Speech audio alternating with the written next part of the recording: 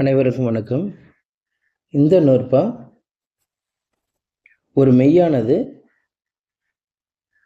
தன்மெய்யோடு மயங்குகின்ற உடல்நிலை மெய்மயக்கத்தை வரையறுக்கிறது. மெய்நிலை சுட்டின் எல்லா எழுத்தும் தம்முன் தாம் வரும் ர ழ அலங்கடையே.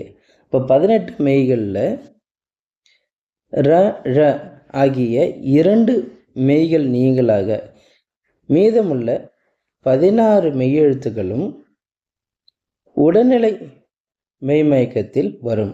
அதாவது இங்கே எடுத்துக்காட்டில் கூறியது போல, இப்போ காக்கை, எங்கனம், பச்சை என்பது போல அந்த மெய் அதே மெய்யுடன் மெய்மயக்கத்தில் வரும், உடல்நிலை மெய்மயக்கத்தில் வரும். அதுதான் அந்த நூற்பா.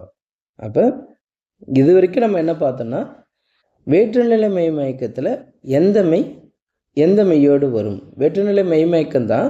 அதுக்காக ஒரு மெய்யானது மீதமுள்ள அனைத்து மெய்களோடு மயங்கி வராது. ஒரு மெய் எந்தெந்த மெய்களோடு வரும்ன்றதை தான் நம்ம பார்த்தோம். அனைத்து மெய்களும் மயங்கும் அந்த மாதிரி கிடையாது. அது நம்ம தெளிவாக இருக்கணும். ஆனால் உடல்நிலை என வரும்பொழுது அனைத்து மெய்களுமே ழ நீங்களாக மீதமுள்ள 16 மெய்களும் தம்மோடு தாம் வரும்.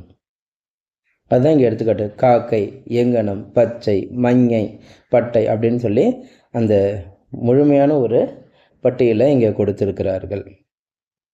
இதில் விதிவிலக்கு ழ. இந்த 2 எழுத்துக்கள் உடல்நிலையில் வராது என்பது இதன் மூலம் நமக்கு தெரிய வருகிறது. நன்றி, வணக்கம்.